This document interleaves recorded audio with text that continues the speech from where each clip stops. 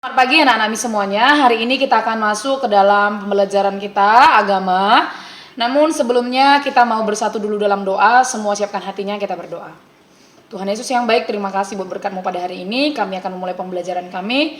Tuhan berikan kepintaran dan pengetahuan bagi kami. Dalam nama Yesus kami berdoa, haleluya, amin. Nah, anak-anak Mis, hari ini Mis akan jelaskan kepada anak-anak Mis semuanya mengenai dampak dosa materi kita. Ini berkaitan dengan materi yang sebelumnya yang sudah Mis juga sempat bagikan buat anak-anak Mis dalam pelajaran 2 ya, dampak dosa.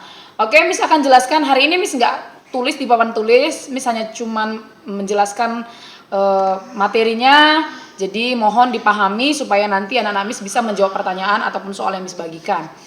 Nah, sebelum Mis akan jelaskan dampak dosa bagi diri manusia, maka sebelumnya Mis akan jelaskan arti dosa. Ya, kalau kemarin ada pertanyaan apa itu dosa, supaya anak-anak Mis bisa nanti mengerjakan atau menjawab pertanyaan ini. Dosa itu adalah perbuatan ataupun tindakan yang melanggar perintah Allah. Sekali lagi, dosa itu adalah suatu tindakan atau suatu perbuatan yang melanggar perintah Allah. Nah, anak-anak Mis punya buku. Di buku ada juga menjelaskan apa itu dosa dalam pelajaran 2 ya. Nanti bisa baca di bukunya, buku agama. Dan dosa itu datangnya dimulai dari Adam dan Hawa. Kalau di materi yang lalu udah dibahas di dalam, dosa itu dimulai dari Adam dan Hawa. Itu dalam Kejadian 4 ya, kejatuhan manusia dalam dosa. Kemudian setelah manusia berdosa, maka ada dampak yang terjadi dalam diri manusia karena dosa itu. Apa-apa saja dampaknya? Nah, ketika manusia jatuh dalam dosa, maka dampaknya buruk ya. Dampaknya manusia itu hubungannya kepada Allah rusak, renggang, terputus dan terpisah. Jadi waktu dulu Adam dan Hawa sebelum jatuh dalam dosa, mereka hubungannya baik dengan Allah. Mereka bisa komunikasi langsung sama Allah, mereka bisa curhat, mereka bisa cerita sama Allah dengan mudah. Tapi ketika mereka melanggar atau melakukan tindakan yang salah, yaitu mereka memakan buah larangan yang Allah perintahkan, maka itu yang memulai hubungan mereka rusak dengan Allah, sehingga manusia itu jatuh ke dalam dosa. Nah, awal mulanya dosa itu dari hidup Adam dan Hawa, ya kan? Setelah mereka berdosa, maka hubungannya terpisah dengan Allah, dan ketika manusia sudah berdosa, manusia itu harus butuh pertobatan. Ya, untuk bisa melepaskan diri manusia dari dosa, maka manusia itu butuh pertobatan, ya. Karena dosa itu kalau terus-terus dipelihara, maka upah dosa adalah maut, firman Tuhan katakan. Jadi supaya manusia itu jangan masuk ke dalam dunia kegelapan atau maut, sebaliknya mereka atau manusia itu harus bertobat. Ya, harus bertobat. Nah, cara manusia bertobat ada banyak hal. Sebelumnya Mis akan jelaskan dampak dosa itu bagi manusia buruk untuk diri sendiri maupun orang lain. Misalnya nih, kita berbuat perbuatan dosa, misalnya mencuri.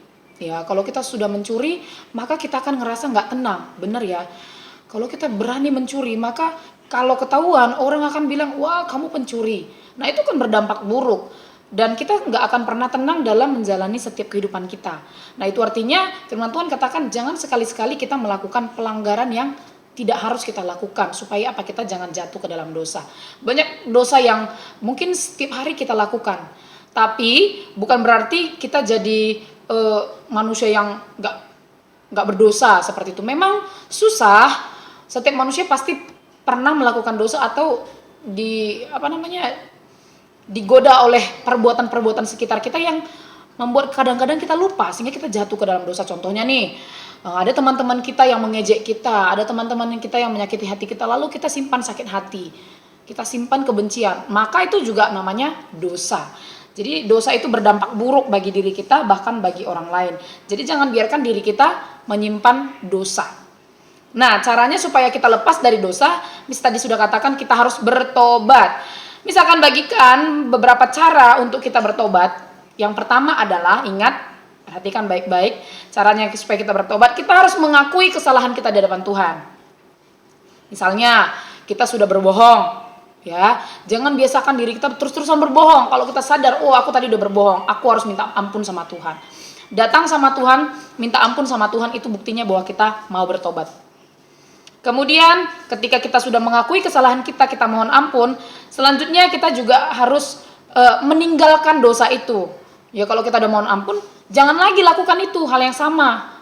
Kalau sudah kita tahu kita udah berbuat salah, kita sudah berbohong sama orang lain atau sama orang tua, maka besok-besoknya jangan lagi berbohong. Itu artinya kita bertobat.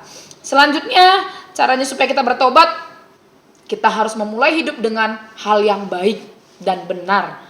Nah, itu dia. Jadi, cara-cara ini yang membawa kita bisa bertobat, kita bisa tinggalkan kehidupan kita yang lama, kita harus mengakui kesalahan kita di hadapan Tuhan, kita mohon pengampunan, dan jangan berbuat dosa lagi. Nah, anak-anak Miss, kalau kita sudah mulai biasakan diri kita membuang segala kebiasaan buruk kita yang membawa kita jatuh ke dalam dosa, maka diri kita semakin bersih, diri kita semakin suci, dan Tuhan yang melihat keadaan dan kondisi kita, Dia akan mengampuni setiap dosa kita. Kuncinya kita harus mau mohon ampun sama Tuhan. Ya, jadi jangan biarkan diri kita berdosa, karena dosa itu berdampak buruk. Dosa itu membuat kita jauh dari Tuhan, dosa itu membuat hubungan kita sama Tuhan rusak. Jadi kalau nggak mau hubungan kita sama Tuhan rusak, maka jangan berbuat dosa. Sama peristiwa Adam dan Hawa waktu mereka sudah melanggar perintah Tuhan, mereka tahu bahwa mereka berdosa, mereka sembunyi, mereka malu ketemu sama Tuhan. Karena apa? Mereka ingat apa yang Tuhan janjikan, apa yang Tuhan perintahkan nggak mereka lakukan, mereka melanggarnya. Sehingga ketika mereka sudah berdosa, mereka dapat hukuman. Hukuman yang Tuhan berikan kepada Adam dan Hawa pada waktu mereka jatuh ke dalam dosa. Kepada Adam Tuhan perintahkan apa? Tuhan hukum dia, Tuhan kutuk dia, Tuhan katakan dia akan bersusah payah mencari nafkah. Kepada Hawa apa yang Tuhan beri hukumannya? Dia akan susah bersalin, dia akan merasa kesakitan saat bersalin.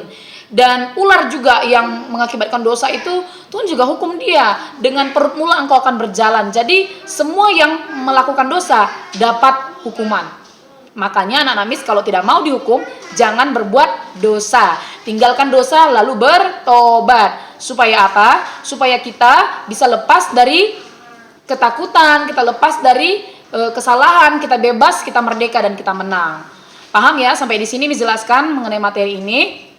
Supaya nanti anak-anak Miss boleh paham kalau kita berdosa apa dampaknya, apa itu dosa, dan bagaimana caranya supaya kita jangan berdosa, maka kita harus bertobat.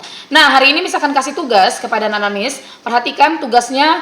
Yang pertama, silakan dicatat di buku tulis, di buku latihan, lalu nanti dijawab pertanyaan ini. Yang pertama, satu, tuliskan arti dari dosa atau tuliskan pengertian dosa. Nomor dua, apakah dampak dosa? Yang Miss sudah jelaskan tadi ya.